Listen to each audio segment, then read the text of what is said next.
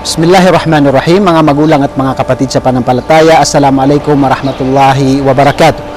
Ngayong araw po ay nandito tayo sa Masjid Al-Khandaq, kung saan dito nangyari ang labanan sa Khandaq, na ang mga sahaba kasama nila si Propeta sallallahu alaihi wasallam ay sila po ay humukay ng malaking hukay dahil upang maprotektahan ang Madina sa pag-atake ng mga hindi mananampalataya.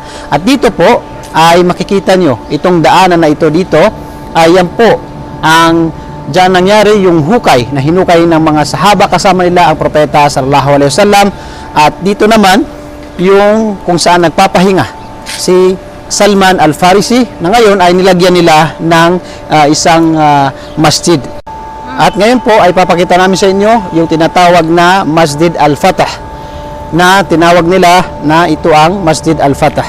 At dito naman sa likod ay makikita natin yung malaking masjid na tinawag na Jami Al-Khandaq, na kung saan itong masjid na ito ay diyan yung pinapahingaan ni Abu Bakar As-Siddiq, at ngayon ay pinatayuan ng isa sa pinaka malaking masjid dito sa Madina. At doon sa bandaron makikita natin yung tinatawag na Masjid Umar, na kung saan doon nagpapahinga si Umar radiyallahu anhu. At sa likod naman ng masjid na ito, sa bandang kanan, ay makikita natin doon yung pinapahingaan ni Ali ibn Abi Talib radiyallahu anhu.